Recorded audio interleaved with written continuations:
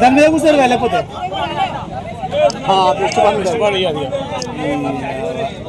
ఇచ్చాగనట్టు ముందు కూర్చోరేమో. చలో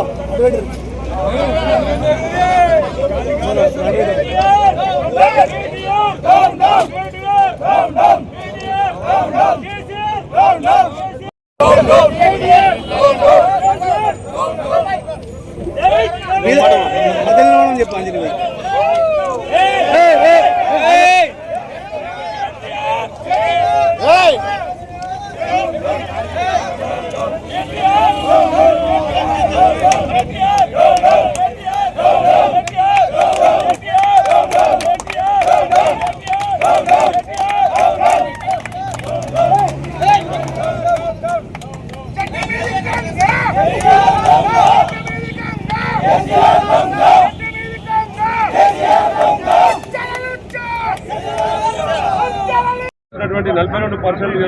అసెంబ్లీలో పెట్టి తీర్మానం చేస్తుంటే ప్రతిపక్షాలు ఈరోజు తప్పుదోవ పట్టించి ఈరోజు ఒక దళిత నాయకుడైన గడ్డం ప్రసాద్ గారిని అనుచిత వ్యాఖ్యలు చేసినటువంటి జగదీశ్వర్ రెడ్డి గారిని బహిష్కరణే కాదు ఈరోజు ఎమ్మెల్యేగా కూడా సస్పెండ్ చేయాలని మన తెలంగాణ ప్రజలందరూ కూడా కోరుకుంటున్నారు. గతంలో ఈటల రాజేందర్ గారిని ఎంతో మంది ఎమ్మెల్యేలను అసెంబ్లీలో రాకుండా ఒక స్పీకర్ గోచారంను నువ్వు అన్నందుకే సంవత్సరం పాటు బహిష్కరించిన ఘనత కేసీఆర్ గారిది. ఈరోజు ప్రజాస్వామ్యంలో ప్రతి ఒక్కరు మాట్లాడే హక్కు ఉన్నది. కానీ ఒక దళిత నాయకుడైన గడ్డం ప్రసాద్ గారిని అలా మాట్లాడడం ఒక జగదీశ్వర్ రెడ్డి గారికి ఇది ఒక అవివేకం. ఎందుకంటే ఈరోజు దళితులను కానీ బీసీ బిడ్డలను కానీ రేవంత్ రెడ్డి గారు ముందుకు తీసుకుపోయి సాహసోపేతమైన నిర్ణయాలు అసెంబ్లీలో చర్చిస్తామంటే చెప్పి వీళ్ళు తప్పుదోవ పట్టించిన సంగతి తెలుసు. ఇప్పటికే 7 లక్షల కోట్లు దోచుకొని ఈరోజు ఎన్నో విప్లవాత్మకమైన మార్పులు తెస్తున్నటువంటి రేవంత్ రెడ్డి గారికి సూచనలు సలహాలు ఇవ్వక ఈరోజు జనాలు తప్పుదోవ పట్టించిన సంగతి కూడా తెలంగాణ ప్రజలందరూ గమనిస్తున్నారు. రానున్న కాలంలో మొన్ననే ఎంపీ ఎలక్షన్లో తగిన బుద్ధి చెప్పారు. అలాగే ఇప్పుడు రానున్న కాలంలో కూడా స్థానిక సంస్థల్లో కూడా రేవంత్ రెడ్డి గారికి పెద్ద ఎత్తున మద్దతు తెలిపి స్థానిక సంస్థలన్నీ కూడా కాంగ్రెస్ ను బలోపేతం చేస్తారని ప్రజలు కంకణం కట్టుకుంటున్నారు. ఈరోజు అప్పుల ఊపిలో ఉన్నటువంటి రాష్ట్రాన్ని ఈరోజు ఎలా పైకి తీసుకురావాలని ఆర్గనైజర్లు మాట్లాడుతున్న ప్రియతమ నాయకుడు రేవంత్ రెడ్డి గారికి ఈరోజు జనమంతా నిరాజనాలు చేస్తున్నారు. ఈరోజు మహిళా లోకమంతా కూడా ఉచిత బస్సు ప్రయాణంలో ఎంతో సంతోషంగా రాష్ట్రంలో నలుదిక్కులో తిరుగుతున్న సంగతి కూడా మనం గ్రహిస్తున్నాం. ఈరోజు లోన్లు మాఫీ కానీ ఈరోజు రైతులు ఎంతో ఆనందంగా ఉన్నారు. ఎందుకంటే గజ్వేల్లో 232 కోట్లు ఈరోజు రుణాలు మాఫీ చేశారు.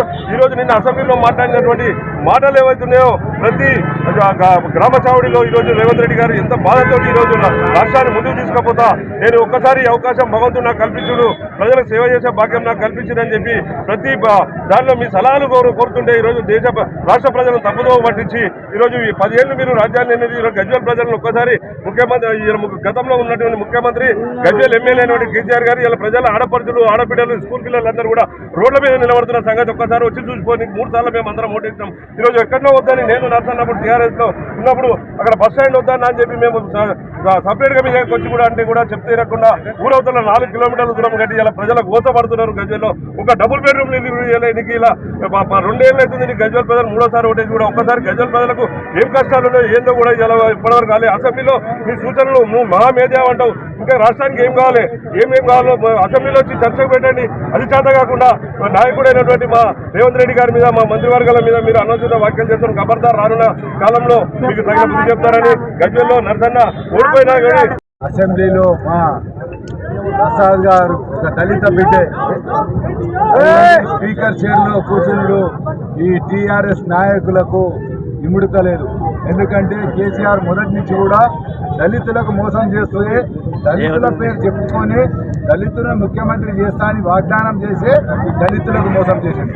మరి అసలు కేసీఆర్కు దళితులు అంటే చిన్న చూపు ఉంటుంది. మరి మా ప్రసాద్ గారు ఆ కుర్చీలో కూర్చుని ఇమ్మడలేక కేసీఆర్ గారి దత్తపుత్రుడైన మన జగదీశ్వర్ రెడ్డి గారు ఆ విధంగా ఏకవచనంతో స్పీకర్ను అనుడు పద్ధతి కాదు. ఎందుకంటే మీరు చూడాలి అసెంబ్లీలో ఇంతకు మొదలు అప్పుడు తెలుసో తెలియకో మా సంపత్ గారు ఈ విధంగా మాట్లాడినందుకు సంపత్ గారి శాసనసభ రద్దు చేసే ప్రయత్నం కూడా వాళ్ళు చేసారు. అది కూడా గుర్తుంచుకోవాలి.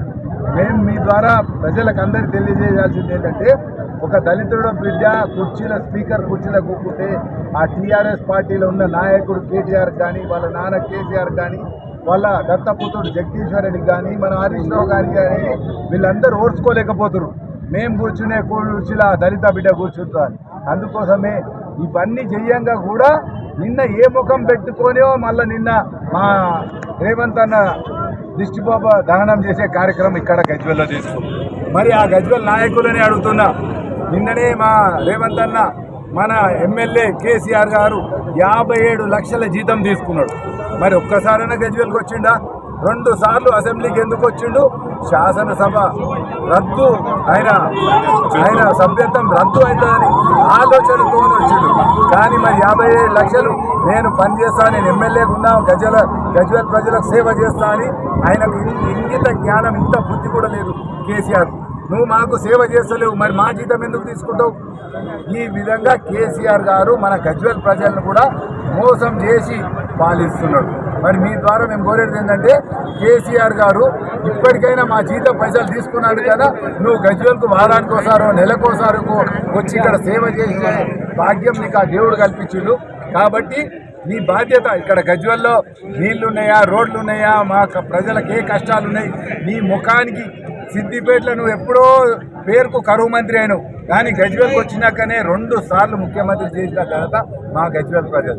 3వసారి కూడా ఇంకేమో ఒరగబెడతావని 3వసారి కూడా గెలిపించింది. మరి నీ బాధ్యత నిజం తప్పుకుంటా అంటే ఆ జీతం పైసలు వాపసు ఇచ్చన్నా, లేకపోతే నువ్వు రాజీనామా చేస్తే ఇంకో ఎవరో ఒకరు ఎమ్మెల్యే ఇక్కడ ప్రజలకు సేవ చేసే భాగ్యం కూడా నువ్వు కల్పించాలి. అందుకోసమే మీరు చూసారు నేను అసెంబ్లీలో మన గజ్వెల్ కూడా పోయినసారి వాళ్ళ 10 ఏళ్ల కాలంలో 100 కోట్ల రుణమాఫీ చేస్తే మేము వచ్చిన ఏడాది లోపలనే 227 కోట్ల రుణమాఫీ. అంటే గజ్వెల్కు నీకన్నా ఎక్కువ కాంగ్రెస్ ప్రభుత్వం చేసింది. అందుకోసమే నీ ద్వారా ప్రజలకు అందరికీ తెలవాలి. మా జీతాలు తీసుకొని మాకు సేవ చేయకుండా నువ్వు ఫామ్ హౌస్లో అనుకుంటున్నావు. మరి నీ ఫామ్ హౌస్లో రెస్ట్ తీసుకున్నట్టుంటే శాసనసభకు రాజీనామా చేసి ఎప్పటికీ అదే రెస్ట్ తీసుకో. ఆ విధంగా కాకుండా ప్రజలను మభ్యపెట్టి దళితులను చిన్న చూపు చూసి, నీ మొదటి నుంచి కూడా దళితులను చిన్న చూపు చూసడం అలవాటు. అక్కడ మా ఎమ్మెల్యే అప్పుడు వెంకట ఉండే విజయరామారావు సేవ చేస్తుండే. అదేవిధంగా మొన్న రాజయ్య దళిత మంత్రి ఉంటే ఏ కారణం లేకుండా ఆయనను బర్తరాఫ్ చేసినావు. నువ్వు దళిత వ్యతిరేకి కాబట్టి నీకు ఈసారి దళితులందరూ కూడా బుద్ధి చెప్పాలి. అందులో భాగంగానే ఇవాళ మా పిసిసి అధ్యక్షుడు మహేష్ కుమార్ గౌడ్ గారు పిలిపించారు. ఏమనంటే ఆ జగదీశ్వర్ రెడ్డికి, అదేవిధంగా మన కేటీఆర్ ఇద్దరి వాళ్ళకి దహనం చేయాలి వాళ్ళ పుత్రాలని ఆ పిలుపు మేరకు ప్రతి ఒక్క మండల హెడ్ క్వార్టర్లో ఇవాళ కాంగ్రెస్ శ్రేణులందరూ కూడా ఈ కార్యక్రమం చేపడుతున్నారు. మా యూత్ కాంగ్రెస్, తెలంగాణ యూత్ కాంగ్రెస్ తరఫున జగదీశ్వర్ రెడ్డి గారికి వార్నింగ్ ఇస్తున్నాం. జాగ్రత్త, మాటలు తిన్నగరాని అదుపులో పెట్టుకొని మాట్లాడు. ఎట్లా పడితే అట్లా 4 ఉంది కదా, ఎట్లా పడితే అట్లా మాట్లాడితే సంగతి చూస్తాం. యూత్ కాంగ్రెస్ వాళ్ళు ఉన్నాము. ఆల్రెడీ మీ కేసీఆర్ని దింపే మేము గద్దెక్కిన వాళ్ళమి. నీలాంటి ఒకరిని దింపుడు మాకు లెక్క కాదు. కేసీఆర్ గారు, కేటీఆర్ గారు జర మీ ఎమ్మెల్యేలని ఎట్లా మాట్లాడాలి ఏంది అని ప్రిపేర్ చేసి తీసుకురండి. Thank you. జై కాంగ్రెస్.